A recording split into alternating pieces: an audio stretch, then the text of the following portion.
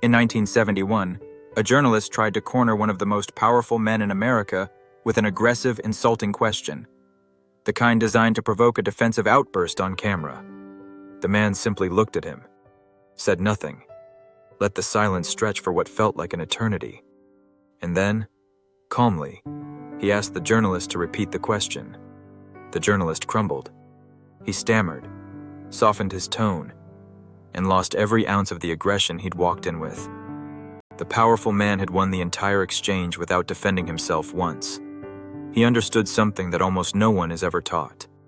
The moment you react, you lose. The moment you explain yourself to someone trying to attack you, you've already surrendered. The most powerful people in history share one strange habit. They refuse to react. They refuse to explain. They refuse to justify themselves to people who don't deserve an answer. And in their silence is a kind of power that words can never match. By the end of this video, you'll understand exactly why and how to use it without becoming cold or cruel. Start with the mechanism nobody explains. When someone provokes you, an insult, a loaded question, a jab designed to get under your skin, they are running a test. Consciously or not, they're checking one thing. Can I move you? Can I make you react? The instant you react, you've answered. Yes, you can move me. And in that moment, the power shifts entirely to them. They now know exactly which button produces which response. You've handed them the controls. There's an old principle that captures this perfectly. He who angers you, controls you. Anger, defensiveness, the desperate need to explain, these aren't strength. They're proof that someone else's words have power over your internal state. Watch how this plays out everywhere. The person who fires back at every insult looks weak, not strong, because their reaction reveals they were wounded. The person who remains unmoved looks untouchable, because nothing the attacker did landed. Reaction is a leak. Every time you react, you leak information about what hurts you, what scares you, what you're insecure about. The composed person gives away nothing, and a person who gives away nothing cannot be predicted, manipulated, or controlled. But not reacting is only half of it. The second rule is the one that feels almost impossible to follow, because it goes against one of the deepest urges human beings have, the urge to explain yourself. Here is the rule that powerful people live by and the rest of the world ignores. Never explain, never justify, to the wrong audience. When you're accused, attacked, or doubted, every instinct screams at you to defend yourself, to lay out your reasons, to make them understand. This instinct feels like strength. It's actually the opposite.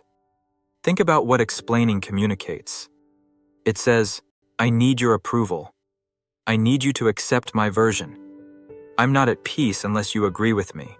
The moment you over-explain, you've made the other person the judge, and yourself the defendant begging for a verdict. The powerful flip this entirely. They understand that explaining to someone who has already decided to dislike you is a trap.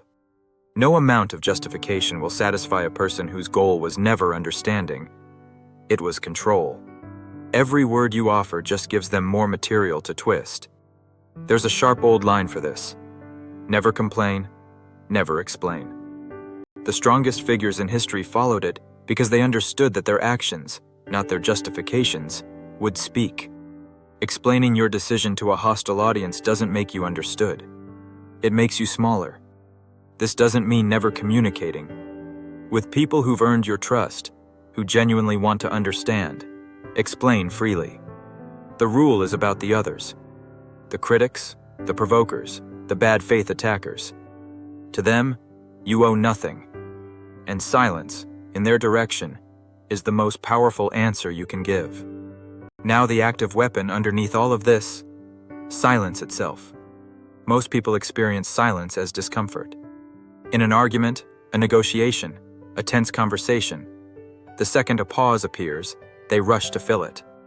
And in that rush, they over-explain, they concede, they reveal far more than they meant to. The person who has mastered silence does the opposite. They let the pause sit. and something remarkable happens. The silence transfers pressure to the other side. When you ask a hard question and then say nothing, the other person feels compelled to fill the void, and they almost always reveal something. When you're insulted and respond only with calm silence, the insult hangs in the air and exposes the person who threw it, not you. Silence forces everyone else to show their hand first. This is why silence reads as authority. The person comfortable with a long pause signals that they don't need to perform, don't need to fill space, don't need anyone's approval. They have nothing to prove. And in every room, the person with nothing to prove is read as the person with the most power. Say less than necessary. The less you say, the more weight every word carries, and the more unreadable, and therefore powerful you become. But there's a danger here. Taken too far, this turns a person cold, distant, impossible to connect with. So the final piece is the most important. How to use this without losing your humanity. Here's the line that separates strength from coldness. Non-reaction and silence are tools for one specific situation. When someone is trying to provoke, attack, or control you, they are shields, not a personality. The mistake people make is turning them into a permanent mask, shutting down with everyone, explaining nothing to anyone, becoming unreachable even to the people who love them. That's not power. That's a wall. And walls keep out the good as much as the bad. So here's how to use it cleanly. First, choose your audience. With trusted people, be open. Explain, share, connect. Save the silence for those who've shown bad faith. Second, let the pause replace the reaction, not the response. When provoked, pause, breathe, then choose a calm, deliberate response, or none at all. The pause is where you reclaim control before deciding what's actually worth saying. Third, remember the goal. The goal isn't to dominate or intimidate. It's to stop being controlled by people who don't have your best interest at heart. To keep your peace when someone tries to steal it. The strongest people aren't the ones who feel nothing. They're the ones who feel everything and choose deliberately what to reveal and to whom. That's not coldness. That's control. And here's the protective side, because this knowledge works in both directions. Once you understand this, you'll start to notice when someone uses silence and non-reaction against you. The deliberate pause meant to make you nervous. The refusal to explain meant to keep you off balance. Naming the move is how you neutralize it. You can simply wait too. You can decline to fill the silence. You stop being the one who cracks first.